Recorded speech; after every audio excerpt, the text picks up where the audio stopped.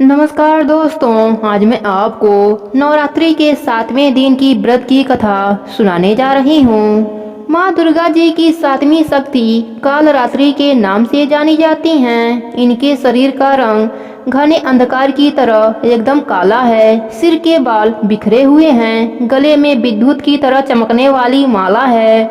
इनके 3 नेत्र हैं। ये तीनों नेत्र ब्रह्मांड के सदिश गोल हैं। इनके विद्युत के समान चमकीली किरणें निःसृत होती रहती हैं। इनकी नासिका के श्वास प्रश्वास से अग्नि की भयंकर ज्वालाएं निकलती रहती हैं। इनका वाहन गधा है। ऊपर उठे दाहिने हाथ की वर मुद्रा से सभी को वर प्रदान करती हैं। दाहिनी तरफ का नीचे वाला हाथ अभय मुद्रा में है। बाईं तरफ के ऊपर वाले हाथ में लोहे का कांटा तथा नीचे वाले हाथ में खड़ग कटार है। माँ कालरात्रि का स्वरूप देखने में अत्यंत भयानक है, लेकिन यह सदैव शुभ फल को देने वाला है। इसी कारण इनका नाम शुभकरी भी है। अतः इनसे भक्तों को किसी प्रकार भी भयभीत अथवा आतंकी होने की आवश्यकता नहीं है। दुर्गा पूजा के 7वें दिन माँ कालरात्रि की उपासना का विधान है। इस दिन साधक का मन सहस्त्रार चक्र में स्थित रहता है। इसके लिए ब्रह्मांड की समस्त सिद्धियों का द्वार खुलने लगता है। इस चक्र में स्थित साधक का मन पूर्णतः माँ काली के स्वरूप में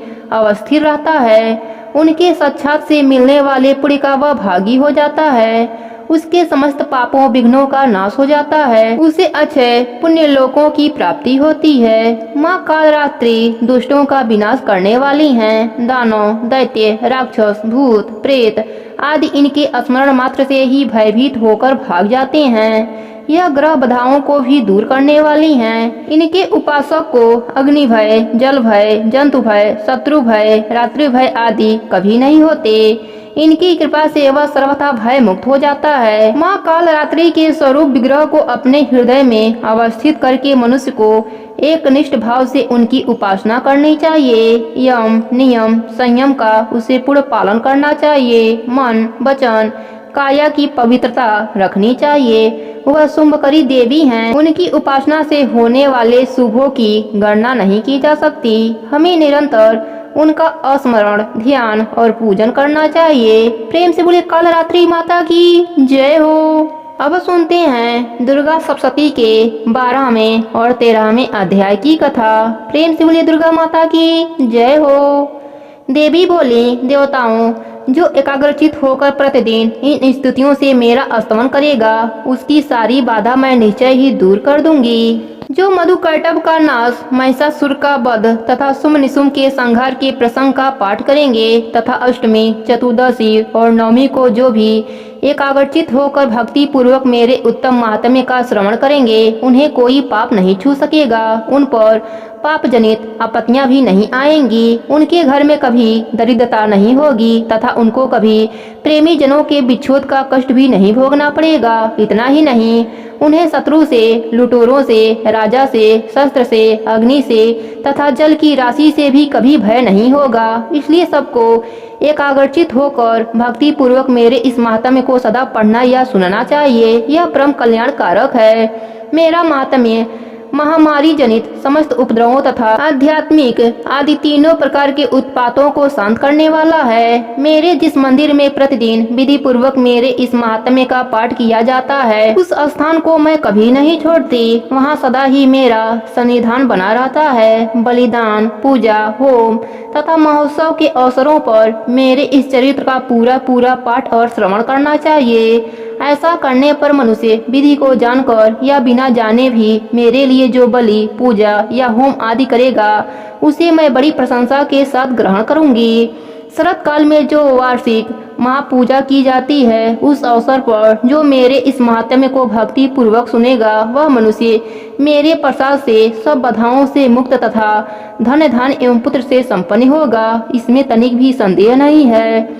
मेरे इस महात्म्य, मेरे प्रादुर्भाव की सुंदर कथाएं तथा युद्ध में किए हुए मेरे पराक्रम सुनने से मनुष्य निर्भय हो जाता है। मेरे महात्म्य का श्रवण करने वाले पुरुषों के शत्रु नष्ट हो जाते हैं। उन्हें कल्याण की प्राप्ति होती है तथा उनका कुल आनंदित रहता है। सर्वत्र शांति कर्म में बुरे सपने दिखाई देने पर तथा ग्रह जनित भयंकर पीड़ा उपस्थित होने पर मेरा महात्म्य श्रवण करना चाहिए। इससे सब विघ्न तथा भयंकर ग्रह पीड़ाएं शांत हो जाती हैं और मनुष्यों द्वारा देखा हुआ दुःस्वप्न सपने में परिवर्तित हो जाता है। बाल ग्रहों के आक्रांत हुए बालकों के लिए यह महात्म्य शांति कारक है तथा मनुष्यों के संगठन में फूट होने पर यह अच्छी प्रकार मित्रता करने वाला होता है। यह महात्म्य समस्त दुराचारियों के बल का नाश करने वाला है। इसके पाठ मात्र से राक्षसों, भूतों और पिशाचों का नाश हो जाता है। मेरा यह सब महात्म्य मेरे सामीप्य की प्राप्ति करने वाला है। पशु, पुष्प, अर्ध, धूप, दीप, गंध आदि उत्तम सामग्रियों द्वारा पूजन करने से, ब्राह्मणों को भोजन कराने से, होम करने से, प्रतिदिन अभिषेक करने से, नाना प्रकार के अन्य भोगों का अर्पण करने से तथा दान देने आदि से 1 वर्ष तक जो मेरी आराधना की जाती है उससे मुझे जितनी प्रशंसा होती है उतनी प्रशंसा मेरे इस उत्तम चरित्र का एक बार श्रवण करने मात्र से हो जाती है। यह महात्म्य श्रवण करने पर पापों को हर लेता और आरोग्य प्रदान करता है। मेरे प्रादुर्भाव का कीर्तन समस्त भूतों से रक्षा करता है तथा मेरा युद्ध विषयक चरित्र दुष्ट दैत्यों का संहार करने वाला है। इसके श्रवण करने पर मनुष्यों को शत्रु का भय नहीं रहता। देवताओं, तुमने और महर्षियों ने जो मेरी स्तुतियां की हैं तथा ब्रह्मा जी ने जो स्तुतियां की है वे सभी कल्याणमयी बुद्धि प्रदान करती है। वन में, सूने मार्ग में अथवा दानवलता से घिर जाने पर, निर्जन स्थान में, लुटेरों के दाव में पड़ जाने पर या शत्रुओं से पकड़े जाने पर अथवा जंगल में सिंह या जंगली जानवरों के पीछा करने पर, कुपित राजा के आदेश से बंध या बंधन के स्थान में ले जाने पर अथवा महासागर में नाव पर बैठने के बाद भारी तूफान से नाव के डगमगाने पर और अत्यंत भयंकर युद्ध में शस्त्रों का प्रहार होने पर अथवा वेदना से पीड़ित होने पर कि बहुना सभी भयानक बाधाओं के उपस्थित होने पर जो मेरे इस चरित्र का स्मरण करता है वह मनुष्य संकट से मुक्त हो जाता है। मेरे प्रभाव से सिंह आदि हिंसक जंतु नष्ट हो जाते हैं तथा लुटेरे और शत्रु भी मेरे चरित्र का स्मरण करने वाले पुरुष से दूर भागते हैं। ऋषि कहते हैं, यो कहकर प्रचंड प्रकर्म वाली भगवती चंडिका सब देवताओं के देखते देखते वहीं पर अंतर ध्यान हो गयी। फिर समस्त देवता भी शत्रुओं के मारे जाने से निर्भय हो पहले की भांति यज्ञ भाग का उपभोग करते हुए अपने अपने अधिकार का पालन करने लगे।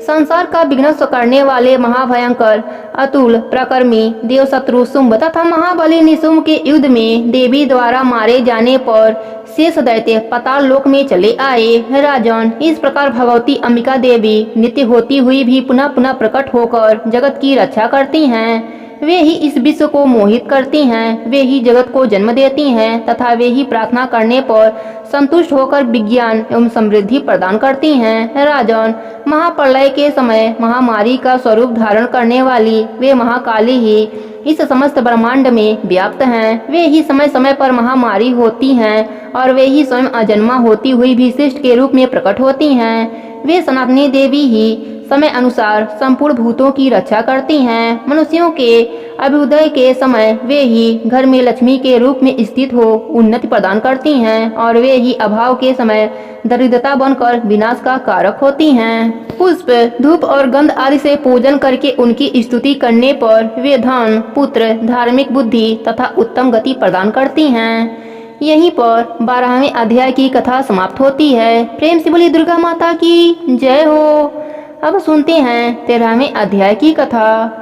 ऋषि कहते हैं, राजन, इस प्रकार मैंने तुमसे देवी के उत्तम महात्म्य का वर्णन किया जो इस जगत को धारण करती हैं। उन देवी का ऐसा ही प्रभाव है, वे ही ज्ञान उत्पन्न करती हैं। भगवान विष्णु की माया स्वरूपा उन भगवती के द्वारा ही तुम ये वैसे तथा अन्याय विवेकी जन मोहित होते हैं, मोहित हुए हैं तथा आगे भी मोहित होंगे। महाराज, तुम उन्हीं परमेश्वरी की शरण में जाओ। आराधना करने पर वे ही मनुष्यों को भोग, स्वर्ग तथा मोक्ष प्रदान करती हैं। मार्कंडेय जी कहते हैं, कौष्टुकी जी, मेधा मुनि के यह वचन सुनकर राजा सूरत ने उत्तम व्रत का पालन करने वाले उन महाभाग महर्षि को प्रणाम किया। वे अत्यंत ममता और राज्यापहरण से बहुत खीन हो चुके थे। महामुनि इसलिए विरक्त होकर वे राजा तथा वैश्य तत्काल तपस्या को चले गए और वे जगदम्बा के दर्शन के लिए नदी के तट पर रहकर तपस्या करने लगे। वे वैश्य उत्तम देवी सूक्त का जप करते हुए तपस्या में प्रविष्ट हुआ। वे दोनों नदी के तट पर देवी की मिट्टी की मूर्ति बनाकर पुष्प, धूप और हवन आदि के द्वारा उनकी आराधना करने लगे। उन्होंने पहले तो आहार को धीरे धीरे कम किया, फिर बिल्कुल निराहार रहकर देवी में ही मन लगाए एकाग्रता पूर्वक उनकी चिंतन आरंभ किया। वे दोनों अपने शरीर के रक्त से प्रोक्षित बलि देते हुए लगातार 3 वर्ष तक संयम पूर्वक आराधना करते रहे। इस पर प्रसन्न होकर जगत को धारण करने वाली चंडिका देवी ने प्रत्यक्ष दर्शन देकर कहा। देवी बोली, राजन तथा अपने कुल को आनंदित करने वाले वैश्य, तुम लोग जिस वस्तु की अभिलाषा रखते हो वह मुझसे मांगो, मैं संतुष्ट हूँ, अतः तुम्हें सब कुछ दूंगी। मार्कंडेय जी कहते हैं, तब राजा ने दूसरे जन्म में नष्ट न होने वाला राज्य मांगा तथा इस जन्म में भी शत्रुओं की सेना को बलपूर्वक नष्ट करके पुनः अपना राज्य प्राप्त कर लेने का वरदान मांगा। वैश्य का चित्त संसार की ओर से खिन्न एवं विरक्त हो चुका था और वे बड़े बुद्धिमान थे, अतः उस समय उन्होंने तो ममता और अहंता रूप आसक्ति का नाश करने वाला ज्ञान मांगा। देवी बोली, राजन तुम थोड़े ही दिनों में शत्रुओं को मारकर अपना राज्य प्राप्त कर लोगे। अब वहाँ तुम्हारा राज्य स्थित रहेगा। फिर मृत्यु के पश्चात तुम भगवान सूर्य के अंश से जन्म लेकर इस पृथ्वी पर सार्वणिक मुनि के नाम से विख्यात होगे। हे वैश्य, तुमने भी जिस वर को मुझसे प्राप्त करने की इच्छा की है उसे देती हूँ। तुम्हें मोक्ष के लिए ज्ञान प्राप्त होगा। मार्कंडेय जी कहते हैं, इस प्रकार उन दोनों को मनवांछित वरदान देकर तथा उनके द्वारा भक्ति पूर्वक अपनी स्तुति सुनकर देवी अंबिका तत्काल अंतर ध्यान हो गयी। इस तरह देवी से वरदान पाकर क्षत्रियों में श्रेष्ठ सूरत सूर्य से जन्म ले सार्वणिक नामक मनु होंगे। यहीं पर 13वें अध्याय की कथा समाप्त होती है। प्रेम से बोले दुर्गा माता की जय हो।